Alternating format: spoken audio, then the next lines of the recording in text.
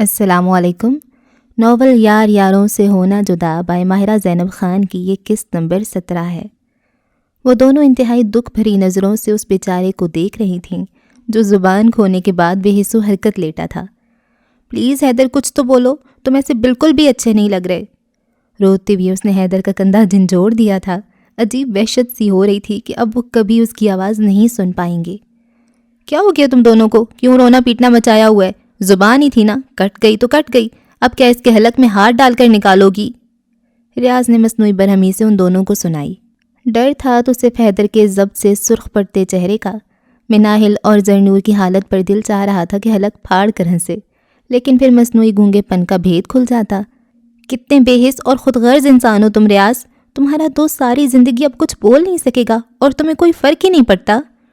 افسوس سے ریاض کو کہتے ہوئے اس نے ٹیشو سے ناک رگڑی تھی۔ نشیلی آنکھیں بھی آنسوؤں سے بھری تھیں۔ اگر حارث اس کا حال دیکھ لیتا تو وہیں دل تھام کر رہ جاتا۔ اس کی محبوبہ کی آنکھوں میں آنسو، وہ بھی اس بندر کی وجہ سے۔ اف! اس کے ٹوٹے پھوٹے وجود کا بھی خیال نہ کرتے ہوئے وہ اس کے دو چار لگا ہی دیتا کہ تیرے فیک ڈرامے کی وجہ سے میری اور احمد کی محبوباؤں نے اپنی قیمتی موتی جیسے آنسو بہائے۔ لیکن اس کے لیے حارث کو ہوش میں ہونا ضروری تھا۔ فی الحال تو وہ گہری نیند میں دھت پڑا تھا، یعنی کہ حیدر صاحب کی بچت ہو گئی۔ وہ پھر سے ایک بار حارث کے ہاتھوں ٹوٹ پھوٹ کا شکار ہونے سے بچ گیا، اور وہ دونوں جو افسوس اور ترس کھائے انداز میں ابھی بھی شوق میں تھی کہ ان کا پیارا حیدر گونگا ہو چکا ہے، آنسو تھے کہ تھمتے نہ تھے۔ اور گونگے صاحب بیڈ کی بیک سے پوچھ ٹکائے، دونوں ہاتھ سر کے پیچھے رکھے، تکیہ سا بنائے مزے سے ان دونوں کو دیکھ رہے تھے جن کا رونے کا شغل جاری تھا۔ جب ہی دروازہ کھول کر حیدر کے پیرنٹس اندر آئے تھے۔ ارے کیا ہوا بیٹا، ایسے کیوں رو رہی ہو آپ دونوں؟ اب تو ماشاءاللہ بالکل ٹھیک ہے حیدر، زہرا بیگم نے مناہل کو اپنے ساتھ لگاتے ہوئے کہا تھا، جبکہ زرنور حیرت سے ان دونوں کو دیکھ رہی تھی جنہیں زبان کٹ جانے کی وجہ سے ہمیشہ کے لیے گونگے ہو جانے والے بیٹی کی کوئی فکر ہی نہیں تھی۔ کیسے مطمئن سے نظر آ رہے تھے۔ کہیں یہ لوگ شکر ادا تو نہیں کر رہے کہ جان چھوٹی اس سے؟ شکر ہے اب اس کی منحوس آواز سننے کو نہیں ملے گی۔ ہائے کیسے بے حس ماں باپ ہیں۔ اب کیسی طبیعت ہے بیٹا؟ ظہور صاحب نے حیدر سے پوچھا، جس نے جواباً کچھ کہنے کی بجائے سر اس بات میں ہلایا تھا۔ اس دوران تیمور بھی دو چار تھپڑ لگانے اور بال پکڑ کر جھنجھوڑنے کے بعد بھی اس مردے کو اٹھانے میں ناکام رہا تھا۔ تھک ہار کر وہ اس کو جہنم میں دفان کرنے کے بعد اشر سے گاڑی کی چابی لے کر روم سے باہر نکل آیا تھا۔ ارادہ گھر جا کر فریش ہونے کے بعد انوشے کو لینے جانا تھا۔ حیدر سیب کاٹ دوں تمہیں؟ زہرا بیگم کے پوچھنے پر اس نے پھر سے سر اس بات میں ہلایا۔ آنٹی میں کاٹ دیتی ہوں، زرنور نے کہتے ہوئے باسکٹ میں سے سیب اور چھری نکالی اور پلیٹ میں رکھ کر وہیں چیئر پر بیٹھ کر کاٹنے لگی۔ زخموں میں درد تو نہیں ہو رہا نا حیدر؟ ظہور صاحب کے استفسار کرنے پر اس نے اس دفعہ بھی نفی میں سر ہلانے پر اکتفا کیا تھا۔ کیا ہوا بیٹا، کچھ بول کیوں نہیں رہے؟ ایسے سر کیوں ہلا رہے ہو بس؟ زہرا بیگم نے تشویش سے پوچھا۔ اشر اور ریاض نے بمشکل سے رخ موڑ کر مسکراہٹ دبائی۔ ہیں؟ اس کا مطلب ماں باپ کو پتہ ہی نہیں ہے کہ ان کے اکلوتے بیٹی کی زبان کٹ چکی ہے۔ ہائے افسوس! ان کی آنکھیں پھر برسنا شروع ہو چکی تھیں۔ دونوں میاں بیوی حیرت سے ان کو دیکھنے لگے۔ بچیوں نے کچھ زیادہ ہی اثر لے لیا۔ تم لوگوں نے انکل آنٹی کو ہی نہیں بتایا؟ بھلے سے بہت بڑی بات ہے، لیکن تم لوگوں کو بتانا تو چاہیے تھا نا، یہ کیا چھپانے والی بات ہے؟ آنسو صاف کرتے ہوئے مناہل ان دونوں پر برس رہی تھی، جو ایسے سر ہلا رہے تھے جیسے 100% اس کی بات سے اتفاق کرتے ہوں، اور یہ بات چھپا کر تو انہوں نے سچ میں کوئی گناہ کر دیا تھا۔ سر سر کرتے زرنور بھی پھر سے سیب کاٹنے لگی۔ زہرا بیگم اور ظہور دلاور صاحب اچنبھے سے ان کو دیکھ رہے تھے۔ کیا ہوا ہے بچوں، کچھ ہمیں بھی بتاؤ۔ انکل آنٹی میں آپ کو بتاتی ہوں، اب آپ کا حیدر کبھی نہیں بول سکے گا کیونکہ اس کی زبان کٹ چکی ہے۔ مناہل کے کہنے پر وہ دونوں میاں بیوی بھونچ کے رہ گئے تھے۔ زبان کٹ گئی؟ لیکن صبح تو یہ بالکل ٹھیک ٹھاک تھا، آرام سے بول بھی رہا تھا، ہنس بھی رہا تھا، یہ ایک دم سے زبان کہاں چلی گئی؟ وہ بے یقینی سے ریاض اور اشر کو دیکھ رہے تھے جن کے چہرے پر دبی دبی سی مسکراہٹ تھی۔ وہ سمجھ کر مسکرا دیے تھے۔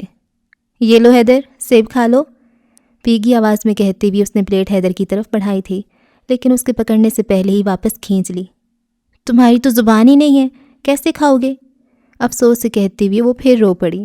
ریاض چاہتے ہوئے بھی اپنا کہکا روک نہ پایا، جس پر زرنور اور مناہل نے گھور کر اسے دیکھا۔ سوری لیکن محترمہ، سیب کھانے کے لیے زبان نہیں دانتوں کی ضرورت ہوتی ہے، جو اس کے پاس وافر مقدار میں موجود ہیں۔ کیوں بڑی، صحیح کہا ہے نا میں نے؟ زرنور کے ہاتھ میں پکڑی پلیٹ میں سے سیب کی کاش اٹھا کر منہ میں رکھتے ہوئے ریاض نے حیدر سے تائید چاہی۔ بالکل، اور ان کی مدد سے میں تم لوگوں کو بھی چبا چبا کر کھا جاؤں گا اگر مجھے پزا اور زنگر نہ دیے گئے تو، آرام سے کہتی ہوئی اس نے زرنور کے ہاتھ سے پلیٹ اچک لی تھی۔ وہ دونوں بے یقین پھٹی پھٹی نظروں سے اس کو دیکھ رہی تھیں جو باچھے کان تک پھیلائے سیب کی کاشیں اٹھا اٹھا کر کھا رہا تھا۔ کیا یہ سچ میں حیدر بولا تھا؟ اس کی زبان ٹھیک ٹھاک ہے؟ وہ گونگا نہیں ہوا؟ تم بول سکتے ہو؟ تمہاری زبان نہیں کٹی؟ اس کا بولنا ان دونوں کو ورتے حیرت میں ڈال گیا تھا۔ نہیں کٹی، صحیح سلامت ہے، دیکھ لو تمہاری بددعاؤں نے بھی اثر نہیں کیا مجھ پر۔ آج سے پہلے وہ اس طرح بولتا ہوا کبھی اتنا پیارا نہیں لگا تھا۔ وہ دونوں خوشی سے چیخ پڑی تھیں، لیکن دوسرے ہی لمحے ان کے تاثرات بدلے تھے۔ قسم لے لو، میرا کوئی قصور نہیں اس میں، یہ تو ان دونوں نے مجھے ایسا کرنے کو کہا تھا۔ سچ میں تمہاری قسم، بلکہ اس ٹکڑوں میں کٹے سیب کی قسم، مجھے ان دونوں نے کہا تھا ایسا کرنے کو۔ ان دونوں کی خون خوار انداز دے کر اس نے جلدی سے پینترا بدلا۔ او کمینے، ہمارا کیوں مفت میں قتل کروا رہے؟ ہم نے بولا تھا تجھے یہ کرنے کو، جھوٹے مکار۔ اشر نے بوکھلا کر اسے گھورتے ہوئے کہا تھا، کیونکہ بقول ان لوگوں کے خون آشام چڑیلوں کا رخ ان کی طرف ہو چکا تھا۔ وہ دونوں جلدی سے باہر بھاگے تھے کہ کہیں ان کا حال بھی حیدر جیسا نہ ہو جائے۔ ظہور، دلاور اور زہرہ بیگم مسکراتے بھی اس منظر سے لطف اندوز ہو رہے تھے۔ ایسا تو کبھی ہوا نہیں تھا کہ کہیں کسی جگہ ان کا حیدر موجود ہو اور وہاں کے لوگ سکون سے 2 منٹ سانس لے سکیں۔ اب تو میں نے بھی صبر کر لیا کہ میرے بیٹے میں انسانی جراثیم ہے ہی نہیں، سکون سے بیٹھنا تو اس کو آتا ہی نہیں۔ بچپن میں نہ جانے ایک دن میں کتنی دفعہ اس کی شکایتیں آتی تھیں۔ دوسری گلی محلوں کے بچوں کو بنا کسی بات کے فضول مار پیٹ کرا جاتا، اور جب وہ بدلہ لینے اپنے بھائی لوگوں کے ساتھ آتے تو یہ صاحب پہلے سے ہی اپنی گینگ جمع کر کے ان کے استقبال کی تیاری میں ہوتے۔ زہرہ بیگم اس کے بالوں میں انگلیاں چلاتے ہوئے ہنستے ہوئے اس کے کارنامے بتا رہی تھی۔ حیدر کے ساتھ زرنور اور مناہل بھی مسکرا دی تھی۔ اب تو میں کافی سدھر گیا ہوں ممی، اس نے لاڈ سے ان کے بازو پر سر رکھا۔ اسے سدھرنا نہیں، مزید بگڑنا کہتے ہیں۔ مناہل نے ڈبے میں سے جوس گلاس میں انڈیل کر زہرہ بیگم کو تھمایا۔ شکریہ بیٹا۔ جب ہی ہلکا سا دروازہ کھول کر ریاض نے اندر جھانکا تھا اور مطلع صاحب دے کر حوصلہ بڑھا تو پورا دروازہ کھول کر خود بھی اندر آ گیا۔ وہ انکل، پریس والے آپ کے ساتھ کانفرنس کرنا چاہتے ہیں، باہر ویٹ کر رہے ہیں کب سے، اس نے ظہور صاحب کو مخاطب کر کے کہا۔ غلطی سے بھی زرنور اور مناہل کو نہیں دیکھا، کہیں وہ نظروں سے ہی اس کو جلا کر بھسم نہ کر دیں۔ ان کے جانے کے بعد ڈاکٹر اس کا چیک اپ کرنے کے لیے آ گئے تھے۔ ایک بات تو بتائیں ڈاکٹر، اس ڈرپ سے ہوگا کیا؟ ان کو ڈرپ کا جائزہ لیتے دیکھ حیدر نے پوچھا۔ اس سے یہ ہوگا کہ تمہاری باڈی کا شوگر لیول کنٹرول ہوگا، تمہیں انرجی ملے گی، اس کے علاوہ یہ خون بننے میں بھی مدد کرے گی۔ ان کے مسکرا کر کہنے پر اس نے منہ بنایا۔ اس سے کوئی فرق نہیں پڑے گا ڈاکٹر، جتنی انرجی، طاقت اور فریشنس مجھے چائے کے کپ سے مل جاتی ہے اتنی ڈرپس بھی نہیں دے سکتی۔ میں دن میں 6 کپ چائے پینے والا بندہ ہوں، میرا تو بلڈ گروپ بھی ٹی پازیٹیو ہے، میری رگوں میں خون نہیں چائے دوڑتی ہے۔ آپ پلیز اس گلوکوز کو نکال کر اس میں چائے بھروا دیجیے، یقین کریں میں 2 دن میں ٹھیک ہو جاؤں گا۔ حیدر کے اس قدر عاجزی سے کہنے پر وہ بے ساختہ ہنسے تھے۔ تم نئی جنریشن کو نہ جانے کیا نشہ ہو گیا چائے کا۔ ویل تم دن میں 6 تو نہیں لیکن زیادہ سے زیادہ 1 کپ پی سکتے ہو، اس سے زیادہ نہیں۔ کیا صرف 1 کپ؟ نہیں ڈاکٹر نہیں، یہ ظلم نہ کریں، 4 گولیاں کھانے کے بعد بھی میں زندہ رہ گیا، لیکن چائے کے بنا تو میں مر ہی جاؤں گا۔ مناہل نے بیزاری سے اس کا ڈرامہ دیکھا تھا، پھر جو نظر کاؤچ پر آدھے لٹکے سوئے ہوئے حارث پر پڑی تو آنکھوں میں چنگاری سی لپکی۔ گھر میں اس کا سونا برداشت نہیں ہوتا تھا اور کہاں ہسپتال میں۔ یہ لو میری بہن، اور کھینچ کر مارنا سر میں، لیکن دیکھو کچا کام نہیں کرنا، ایک ہی زر میں اس کا کام تمام ہونا چاہیے، نتیجے کی فکر مت کرنا، ڈاکٹر وغیرہ سب موجود ہیں یہاں۔ اس کی نظروں کا ارتکاز دیکھتے ہوئے اس نے سائڈ پر پڑا بڑا سا گلدان اٹھا کر ذمہ داری سے کہتے ہوئے اس کی طرف بڑھایا تھا۔ بکواس بند کرو ریاض، ورنہ یہی گلدان تمہارے سر پر ماروں گی، غصے سے کہتے ہوئے وہ حارث کی طرف پڑی۔ آپ میرے ساتھ آئیں، مجھے حیدر کے ڈائٹ پلان کے بارے میں بتانا ہے۔ ان کی مخاطب کرنے پر زہرہ بیگم اس بات میں سر ہلاتی ان کے پیچھے ہی گئی تھیں۔ حارث اٹھو، حارث کیا کہہ رہی ہوں میں، اٹھو ورنہ تمہارا سر پھاڑ دوں گی میں۔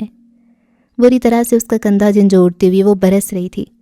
مت اٹھنا حارث، تیرے سر پہ تیری موت کھڑی ہے، اس کے پیچھے سے ریاض چلایا۔ اس سے پہلے کہ میں تمہارا سر پھاڑ دوں فوراً دفع ہو جاؤ یہاں سے۔ کینہ توز نظروں سے ریاض کو گھورتے ہوئے وہ پھر سے حارث کی طرف متوجہ ہوئی، جو مندی مندی آنکھوں کو بامشکل کھول کر یہاں وہاں دیکھنے کی کوشش کر رہا تھا، لیکن جیسے ہی مناہل کے غصے سے لال پیلے چہرے پر نظر پڑی وہ کاؤچ پر سے گرتے گرتے بچا۔ اچانک سے اپنا جرم یاد آ گیا، بے اختیار خود کو کوسا کیا ضرورت تھی یہاں سونے کی؟ لیکن ایک تو مجبور بہت ہے بیچارہ، آنکھیں بند ہوتی ہی نیند کے جھونکے لگنا شروع ہو جاتے ہیں۔ کتنا سمجھایا تھا تجھے حارث، کتنا سمجھایا تھا کہ مت ڈال اس ڈھول کو گلے میں، ساری زندگی بجانا پڑے گا، لیکن تو نے ایک نہ سنی کسی کی۔ تم مجھے ڈھول کہہ رہے ہو؟ ریاض کی بات پر اس نے مڑ کر انگلی اپنے سینے پر رکھتے ہوئے پوچھا۔ اس کے چہرے سے صاف ظاہر ہو رہا تھا کہ آج تو 2-4 لوگوں کی گردنیں پکا اڑنے والی ہیں اس کے ہاتھوں۔ نہیں، وہ گڑبڑا گیا۔ ہاں تم ہی بولا ہے، اور میں بتاؤں منائل یہ تمہیں پیٹھ پیچھے کیا کہتا ہے؟ اس کے غصے کو مزید ہوا دیتے ہوئے حیدر نے بھی اپنا حصہ ڈالنا ضروری سمجھا۔ اس سے پہلے کہ وہ سچ مچ کسی کا لحاظ نہ کرتے ہوئے وہ گلدانوں سے کھینچ مارتی، ریاض نے جان بچا کر وہاں سے بھاگنے میں ہی عافیت جانی۔ کچھ حیدر کے دوست تھے، کچھ ان 5 کے دوست تھے، اور کچھ ان کے دوستوں کے دوست تھے، اور کچھ مزید ان کے دوستوں کے دوست تھے، اور کچھ ان کے بھی دوستوں کے دوست تھے۔ جو ان کے دوست تھے وہ تو حیدر کے پکے والے دوست تھے، اور ان تمام قسم کے دوستوں نے آپس میں اتحاد کر کے جو حال ہاسپٹل کا کیا تھا وہ انتظامیہ سمیت ہر شخص کو پاگل کرنے کے لیے کافی تھا۔ صبح سے اسے دیکھنے آنے والوں کا تانتا سا بندھا ہوا تھا، کسی کو ٹی وی سے پتہ چلا تو کسی کو سوشل میڈیا پر پوسٹ کی گئیں ان کی سیلفیز اور واٹس ایپ کے سٹیٹس سے۔ جوک در جوک قافلوں کی شکل میں اس شیطان کے ابا کی عیادت کو آنے والوں نے ہاسپٹل کی انتظامیہ کو حقیقتاً بخلانے پر مجبور کر دیا تھا۔ ایک انسان کو ملنے پورا آدھا کراچی اس ہاسپٹل میں آن ٹپکا تھا۔ لگتا تھا جیسے اسٹوڈنٹس کا ریلا یونی کا راستہ بھول کر وہیں بہتا ہوا آ گیا تھا۔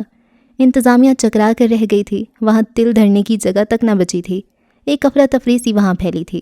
اللہ کر کے 50 لوگ اس کی عیادت کر کے وہاں سے جاتے تو 100-150 پھر آن دھمکتے۔ اس کے کمرے کے باہر تو مانو رش سا لگا تھا، جیسے اندر کوئی کرتب دکھائے جا رہے ہوں اور فارغ عوام جھپٹ پڑے۔ لیکن ایک چیز جس نے وہاں کے ماحول پر خوشگوار اثر ڈالا تھا وہ یہ کہ دواؤں کی بو سے رچی بسی فضاؤں میں مختلف گلاب کے پھولوں کی مہک بھی شامل ہو گئی تھی۔ اس کا کمرہ اور باہر کا آدھا کوریڈور بھر چکا تھا مختلف اقسام کے پھولوں سے۔ جو بھی ملنے آ رہا تھا ساتھ میں کچھ نہ کچھ ضرور تھا ان کے پاس۔ ارے خالی ہاتھ جا کر ہم نے باقی کی زندگی اس کے تانے سنتے گزارنی ہے؟ فرق کرنا مشکل تھا کہ وہ کوئی ہاسپٹل ہے یا پکنک پوائنٹ۔ کینٹین پر تو مانو بھوکی فوج نے کھانا دو کا نعرہ مارتے ہوئے دھاوا بول دیا تھا۔ ایک چیز ایسی نہیں تھی جو یاجوج ماجوج کی قوم نے غریب انتظامیہ، مریضوں اور ان کے رشتہ داروں پر ترس کھا کر چھوڑ دی ہو۔ کیا چیز تھی ایسی جو ختم ہونے سے رہ گئی ہو؟ کینٹین کو تو ایسا صفا چٹ کیا تھا کہ جیسے ابھی نہیں بنی ہو اور کچھ سیٹ ہی نہ کیا گیا ہو ابھی تک۔ ایسی چمکتی دمکتی لشکاریں مارتی لیکن بالکل خالی۔ جتنی ٹینشن کل رات سے ان لوگوں نے دے رکھی تھی آج اس میں مزید سے بھی مزید اضافہ ہو چکا تھا۔ سب سے برا حال ریسیپشنسٹ کا تھا۔ MNA کے بیٹے حمزہ حیدر علی کا روم نمبر بتا کر بیچارے کے جبڑے سوج گئے تھے۔ تنگ آ کر اس نے ایک بڑے سے کاغذ پر اس کا نام اور روم نمبر اور فلور نمبر لکھ کر اپنے پاس رکھ لیا تھا۔ جو بھی پوچھنے آتا وہ اس بورڈ کی طرف اشارہ کر دیتا۔ دوپہر تک کچھ رش ہٹا تو انتظامیہ سمیت وہاں موجود ہر شخص نے گویا سکھ کا سانس لیا۔ لیکن نہ جی، ان کی زندگی میں سے تو شاید سکون نامی لفظ ہی خارج ہو چکا تھا، کیونکہ وہ شیطانی مریض اور اس کے ساتھی ابھی بھی وہاں قیام پذیر تھے۔ وہاں موجود ہر ایک شخص کو اتنا اندازہ تو ہو ہی چکا تھا کہ کل رات سے ان 5 لوگوں نے جو آفت ہاسپٹل میں مچائی ہوئی ہے، یقیناً وہ سب کسی شیطانی قسم کے تنظیم کے اعلی کار تھے، اور ہو نہ ہو اس تنظیم کا سربراہ بیڈ پر پڑا وہ شخص ہی تھا جس نے زخمی ہونے کے باوجود بھی ہاسپٹل والوں کو بوکھلاہٹ میں مبتلا کرنے کے ساتھ ساتھ تگنی کا ناچ ناچنے پر بھی مجبور کر دیا تھا۔ بیچاروں کے ذہنی توازن کھو بیٹھنے کے بھی پورے چانسز تھے۔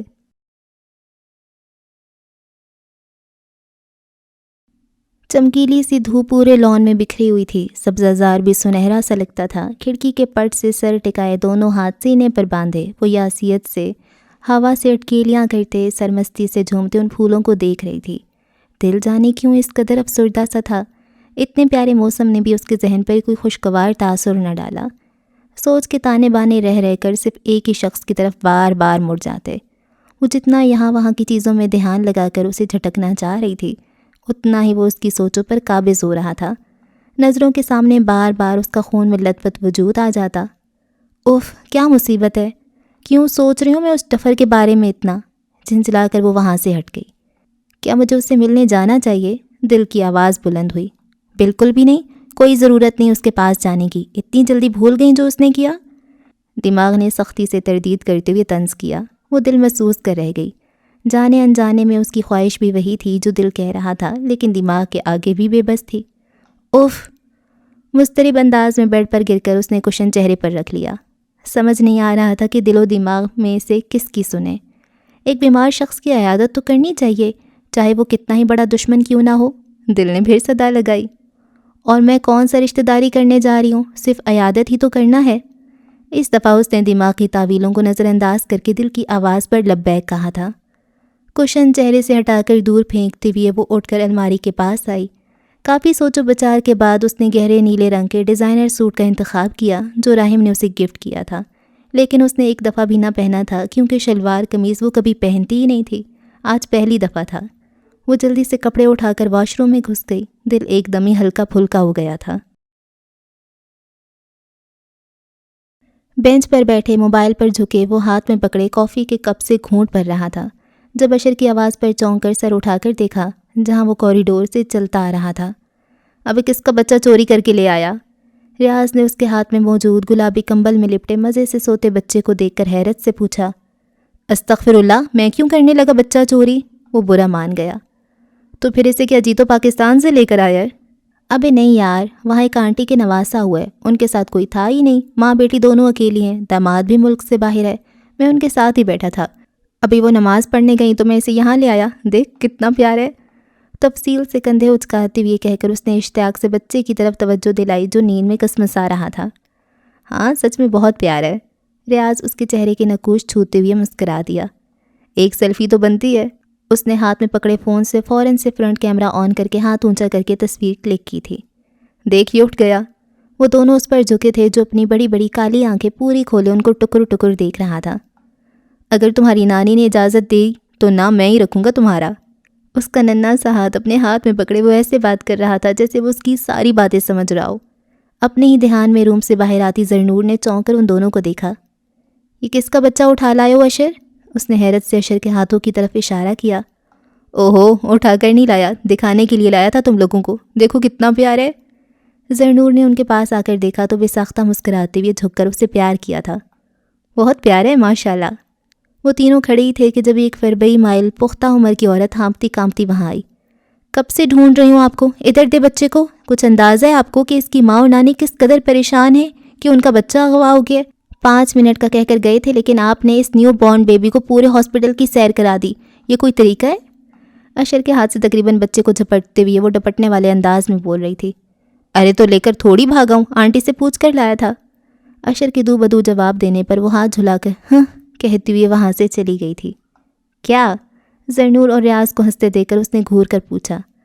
اچھا ہوا وہ لے گئی بچے کو، ورنہ تیرا کیا بھروسہ اس کو جیکٹ میں چھپا کر گھر لے جاتا تو؟ تیرا تو ویسے ہی دل آ گیا تھا اس پر۔ ریاض ہنستے ہوئے کہہ کر پھر سے موبائل کی طرف متوجہ ہو گیا تھا۔ اشر تم لائبہ کو کب لینے جاؤ گے؟ کب سے تمہیں کہہ رہی ہوں، مجال ہے جو تم سن لو۔ ارے یار اسے ہی لینے جا رہا تھا، بیچ میں وہ آنٹی نماز پڑھنے چلے گئیں تو میں بیبی میں مصروف ہو گیا۔ یاد آنے پر اس نے سر پر ہاتھ مارا۔ میں لے آؤں اسے، ورنہ میری بیوی نے اس خبیث کے پیچھے رو رو کر سمندر بہا دینے ہیں۔ وہ سر جھٹک کر کہتی ہوئے آگے بڑھ گیا تھا۔ ٹرے میں چائے کے 2 کپ رکھے وہ کمرے میں آئی تھی جہاں نانو فون پر کسی سے بات کرنے میں مصروف تھیں۔ وہ جانتی تھی دوسری طرف کون ہو سکتا ہے۔ سر جھٹک کر ٹرے چھوٹی میز پر رکھ کر اس میں سے ایک کپ اٹھائے وہ ریک کی جانب آ کر کتاب دیکھنے لگی۔ جتنا لگاؤ اسے تھا کتابیں پڑھنے کا اس سے کہیں زیادہ نانو کو تھا، اس لیے ان کے کمرے میں ایک بڑی سی کتابوں سے بھری ریک موجود تھی۔ انوشے، نانو کی آواز پر وہ پلٹی۔ جی نانو، تمہاری پھپھی کا فون تھا، انہوں نے موبائل بند کر کے سائڈ پر رکھتے ہوئے کہا۔ تو کیا کہہ رہی تھیں؟ چائے کا گھونٹ بھرتے اس نے عام سے انداز میں پوچھا۔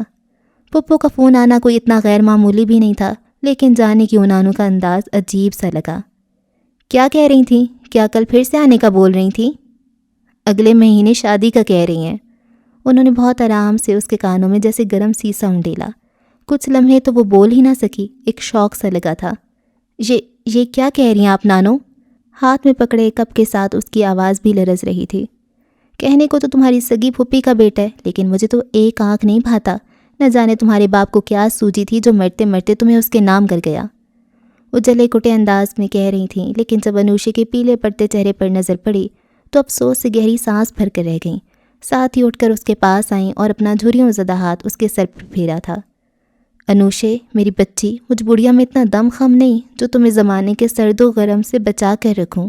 لیکن میں نے پھر بھی جیسے تیسے کر کے تمہیں پالا ہے۔ ابھی تو میں زندہ ہوں، لیکن کل کلاں کو میں نہ رہی تو تم اکیلی جوان لڑکی کیسے مقابلہ کرو گی اس دنیا کا؟ اس دنیا کے لوگ تمہیں 2 دن بھی چین سے جینے نہ دیں گے۔ اس سے بہتر یہی ہے کہ میں تمہاری شادی کر دوں ابرار سے۔ جیسے بھی ہیں وہ لوگ، لیکن تمہارے اپنے ہیں، تمہارے سگے ہیں۔ تم سمجھ رہی ہو نا میری بات؟ نانو نے شفقت اور نرمی سے اسے سمجھایا تھا، جو ابھی بھی بے یقین سے کھڑی تھی۔ کپ بھی ہاتھ سے گر کر ٹوٹ چکا تھا، گرم چائے کے چھینٹوں نے اس کا پیر جھلسا دیا تھا، لیکن اسے کوئی تکلیف محسوس نہ ہوئی۔ ساری حسیں جیسے مر سی گئی تھیں۔ ابھی تو محبت کی پہلی کومپل پھوٹی تھی، ابھی تو اس نے پیار کا مطلب جانا تھا، ابھی تو دنیا حسین لگنا شروع ہوئی تھی، ابھی تو دل نے تتلیوں کے سنگ اڑنے کی خواہش کی تھی، ابھی تو اس کی آنکھوں کو پڑھنا باقی تھا، ابھی تو اقرار کرنا باقی تھا، ابھی تو اظہار کرنا باقی تھا۔ لیکن کیا دل ملنے کے بعد ٹوٹنا لازمی ہوتا ہے؟ صرف جدائی ہی کیوں 2 پیار کرنے والوں کے درمیان آتی ہے؟ کیا محبت میں آنسو بہانا لازمی جز ہے؟ کیا ہجر کے بغیر محبت کا حصول ناممکن ہوتا ہے؟ ابھی تو اس نے محبت کو کرنا سیکھنا شروع کیا تھا، لیکن کیا خبر تھی کہ اپنی محبت کو اپنے ہی ہاتھوں ختم کرنا پڑے گا۔ کاش اسے کبھی محبت نہ ہوئی ہوتی۔ تجھے کچھ کام تو نہیں ہے نا بھی؟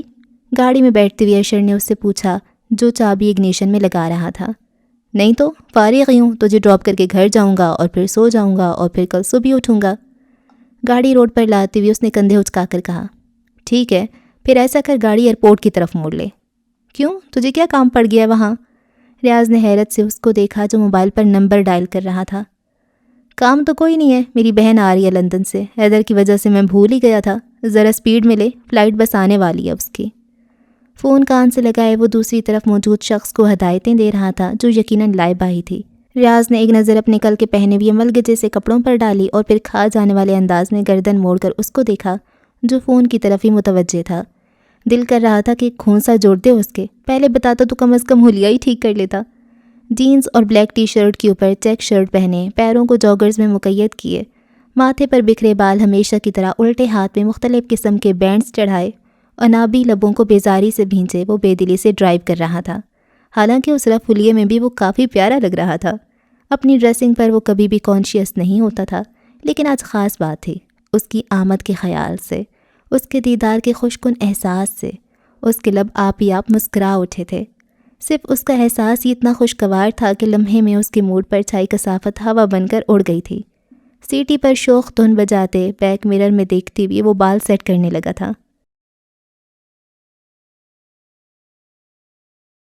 آہ کمینے، نہیں چھوڑوں گا میں تجھے، آہ تیری اتنی ہمت۔ ہاسپٹل کے خاموش ماحول میں جہاں کسی کو اونچا بولنے کی اجازت نہ تھی، وہاں اس بند کمرے کے دروازے کے پیچھے سے دردناک چیخوں کے ساتھ کسی کے تیز تیز بولنے کی آوازوں نے اس سنسان ماحول میں ایک ارتعاش سا پیدا کر رکھا تھا۔ 2-4 نرس اور وارڈ بوائز بوکھلائے انداز میں بھاگتے ہوئے وہاں پہنچے تھے۔ دھڑ سے دروازہ کھول کر جو ہی اندر آئے تو نظر سیدھی بیڈ پر نیم دراز حیدر پر گئی، جو بظاہر تو ٹھیک ٹھاک ہی لگتا تھا۔ کیا ہوا؟ تم ٹھیک تو ہو نا؟ تمہارے کمرے میں کون چیخ رہا تھا ایسے؟ جلدی بتاؤ، کوئی تمہیں نقصان پہنچانے تو نہیں آیا نا؟ کیا میں پولیس کو فون کروں؟ گھبراہٹ میں ان لوگوں نے سوالوں کی پوچھاڑ کر دی تھی۔ وارڈ بوائز نے تو باقاعدہ اس کے کمرے کی تلاشی بھی لی تھی، پردوں کے پیچھے اور بیڈ کے نیچے جھانک جھانک کر کہ کہیں کوئی چھپا ہوا نہ ہو۔ ارے آپ لوگ تو ایسے ہی پریشان ہو گئے، میں بالکل ٹھیک ہوں، پولیس کو فون مت کریں، کوئی مجھے مارنے نہیں آیا۔ حیدر کے اس قدر پرسکون انداز پر وہ مشکوک انداز میں اسے دیکھنے لگے۔ اگر تم ٹھیک ہو تو پھر اس کمرے میں سے چیخ و پکار اور چلانے کی آوازیں کیوں آ رہی تھیں؟ اچھا وہ، اس نے وہ کو کافی لمبا کھینچا، وہ تو میں ٹک ٹاک بنا رہا تھا، سوری آواز تھوڑی لاؤڈ تھی، لیکن میں کیا کروں، یہاں اکیلے پڑے بور ہو گیا تھا، میرے سب دوست بھی گھر چلے گئے اور میرے ماں باپ ہاسپٹل کے وزٹ پر نکل گئے۔ ہاتھ میں پکڑا موبائل لہراتے ہوئے اس نے معذرت خوانا تاثرات چہرے پر سجائے تھے، لیکن وہ شرمندہ ہرگز نہیں تھا۔ ویسے اگر اس ہاسپٹل میں وائی فائی کنیکشن ہے تو پاسورڈ بتائیے نا مجھے، میرا ڈیٹا ختم ہو چکا ہے، میں نے 2 دن سے F B, YouTube, Insta, Snapchat, WhatsApp کچھ بھی یوز نہیں کیا، میرے فینس مجھے کتنا یاد کر رہے ہوں گے۔ اس بے انتہا بیچارے کی اس قدر افسردگی پر ان لوگوں کے دل کی بس ایک ہی صدا تھی، بس بہت ہوا، اب یہی وقت ہے جب ہمیں عزت سے بوریا بستر سمیٹ کر پاگل خانے کوچ کر جانا چاہیے، ورنہ یہ بیڈ پر پڑا لاچار اور بے بس انسان ایسے ہی چھوٹے موٹے ہارٹ اٹیک دے کر دنیا سے رخصت ہونے کا ٹکٹ تھما دے گا۔ وہ سب ایک تیز نظر اس پر ڈال کر دروازہ زوردار انداز میں بند کرتے وہاں سے رخصت ہوئے تھے، اور وہ کندھے اچکا کر پھر سے کانوں میں ہینڈز فری لگائے موبائل پر جھکا تھا۔ شام کی ٹھنڈی سی چھاؤں سارے میں پھیلی تھی۔ جناح ایئرپورٹ پر لوگوں کا رش سا تھا، آنے جانے والوں کا تانتا سا بندھا ہوا تھا۔ کچھ اپنے پیاروں کو غمگین انداز میں سی آف کر رہے تھے تو کچھ لوگوں کے چہرے پر اپنوں کو لینے آنے کی خوشی اور مسرت کے رنگ تھے۔ دونوں بازو سینے پر باندھ، آنکھوں پر ڈارک گلاسز لگائے وہ اپنی سیاہ مرسیڈیز سے ٹیک لگائے کھڑا تھا۔ اشر اپنی بہن فاریہ کو لینے اندر چلا گیا تھا، جبکہ وہ وہیں پارکنگ میں تھا۔ اس کے ساتھ جانا آکورڈ سا لگ رہا تھا۔ ویسے بھی کون سا اشر افریدی نے جھوٹے منہ پوچھ لیا ساتھ چلنے کا۔ بدتمیز۔ ہاتھ اٹھا کر آنکھوں کے قریب کرتی ہوئی اس نے کلائی میں بندھی ریسٹ واچ دیکھی، جہاں شام کے 4:45 ہو رہے تھے۔ یہ انتظار اتنا جان لیوا کیوں لگ رہا ہے آخر؟ بیزاری سے کی چین گھماتے ہوئے اس نے یہاں وہاں نظریں دوڑائیں۔ اس کی میموری اتنی اچھی تو نہ تھی، لیکن جانے کیوں ایک چہرہ پہلی ہی نظر دیکھنے پر ذہن کے پردے پر چپک سا گیا تھا۔ جانے کیسی کشش تھی اس میں، جو وہ چاہ کر بھی اسے اپنی سوچوں سے جھٹک نہیں پایا تھا۔ کی چین اس کے ہاتھ سے چھوٹ کر زمین پر جا گرا تھا۔ وہ چونک کر حال میں واپس آیا۔ گہری سانس لیتے ہوئے وہ اٹھانے کو جھکا تھا۔ جو ہی انگلیاں کی چین سے ٹچ ہوئیں، اس کی نظریں لاشعوری طور پر سامنے اٹھی تھیں، جہاں بوٹ میں مقید پیروں کے ساتھ نازک سی سٹرپ والی سلیپرز پہنے، نیل پالش سے پاک پاؤں اس کے ساتھ ہم قدم تھے۔ ریاض کی نظریں اس کے صاف و سفید پیروں سے ہوتے ہوئے اس کے چہرے تک گئی تھیں، لیکن اس کے ساتھ اشر کو دیکھ کر اس نے اپنی نظروں کا زاویہ بدل لیا تھا۔ تڑکتے دل کو قابو کرتے وہ سیدھا ہوا اور سامنے دیکھنے لگا، جہاں سے وہ دونوں ہنستے مسکراتے کوئی بات کرتے آ رہے تھے۔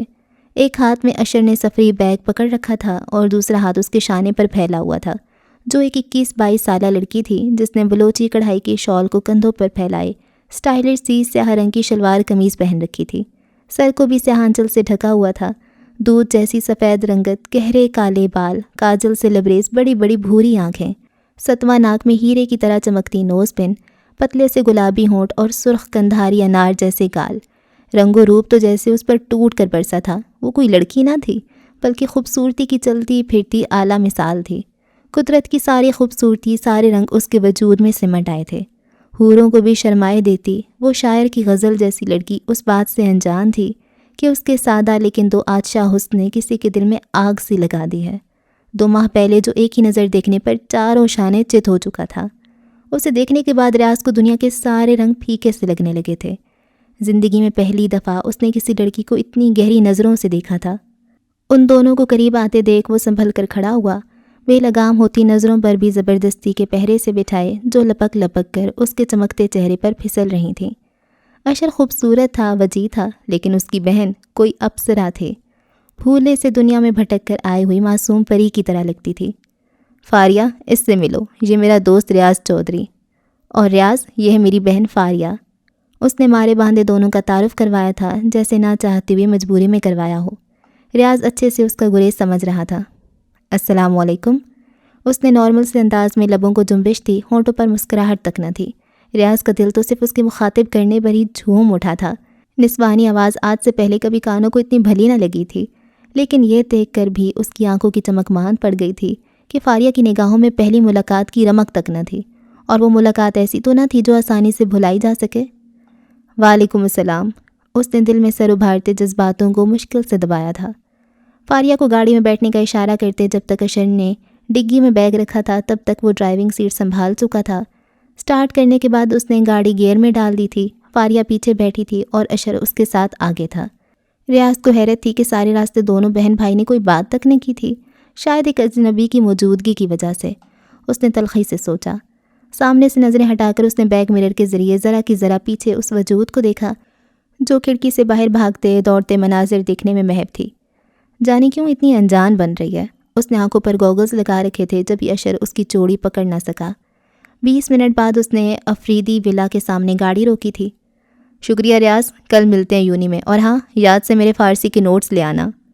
یاد دہانی کرواتے ہوئے وہ دروازہ کھول کر اتر گیا تھا۔ اس کی بہن اس سے پہلے ہی اتر کر جا چکی تھی۔ اندر بلانے کی زحمت بھی گوارا نہ کی، بندہ اتنی دور چھوڑنے آیا، کم از کم چائے کا ہی پوچھ لیتا انسان۔ اس وقت سخت زہر لگ رہا تھا اشر اسے، لیکن اتنی سی بات پر کیا گریبان پکڑ لینا۔ خراب موڈ کے ساتھ خداحافظ کہتے ہوئے اس نے بھی کار گھر کے راستے پر ڈال دی تھی، لیکن فاریہ افریدی کی کولون کی سافٹ سی مہک ریاض چودھری کی گاڑی میں رچ بس سی گئی تھی۔ اس کی گوری کلائی میں سجی سیاہ چوڑیوں کی کھنک اسے ابھی بھی اپنے کان میں بجتے سنائی دے رہی تھیں۔ اس تقدیر نے بھی کہاں لا کے پٹخا تھا، ساری زندگی جو لڑکیوں سے دور بھاگتا آیا ہو، آج تک کوئی ایک لڑکی بھی اس کی گرل فرینڈ نہ رہی ہو، کیا اسے بھی محبت ہو سکتی ہے؟ اور وہ جو محبت نامی بلا پر یقین ہی نہ رکھتا تھا، آج کیسے اسی بلا کے ہاتھوں منہ کی کھا بیٹھا تھا؟ 2 ماہ پہلے جو محبت کی چنگاری اس کے دل میں لگی تھی، آج اسی چنگاری نے بھڑکتے شعلوں کی صورت اختیار کر لی تھی۔ محبت بھی تو آخر اپنا آپ منوا کر ہی چھوڑتی ہے، لیکن جب محبت ہونی تھی تو اشرف افریدی کی بہن ہی سے کیوں؟ وہ اپنا دل افریدی ولا کی چوکھٹ پر چھوڑ آیا تھا۔ اچھا جی، اس ایپیسوڈ کو یہاں پہ ختم کرتے ہیں، اور مزے کی ایپیسوڈ تھی، اور ریاض کبھی قبول بن گیا۔ میں اس کے لیے پریشان ہو رہی تھی، ان کا ساروں کی جوڑیاں بن گئی ہیں، ریاض رہ گئے۔ چلو جی، اس کا بھی ہو جائے گا سین، اور یشپا جا رہی ہے حیدر کی عیادت کرنے۔ اوکے جی، اور کیا ہوگا ہے، اور بس ان کی وہی مذاقیں ہیں اور ان کی بونگیاں ہیں حیدر وغیرہ کی۔ حیدر کہاں، اس کا بھی تو ہو گیا۔ اچھا، میں کپل ہی بناتی رہتی ہوں، دماغ میں سوچتی رہتی ہوں۔ ہاں، تو اب سب کا سین سیٹ ہے نا۔ اور ہاں، وہ تیمور کا کیا بنے گا؟ اس کی منگنی ہوئی ہے، اور وہ اب کیا کرے گی؟ محبت اپنی چھوڑ دے گی اور اپنی پھپھو کے بیٹے سے شادی کر لے گی۔ اب یہ دیکھتے ہیں کیا ہوگا، ہے نا۔ اوکے جی، اگلی ایپیسوڈ میں ہوتی ہے ملاقات، رکھیں دعاؤں میں یاد۔ اللہ حافظ۔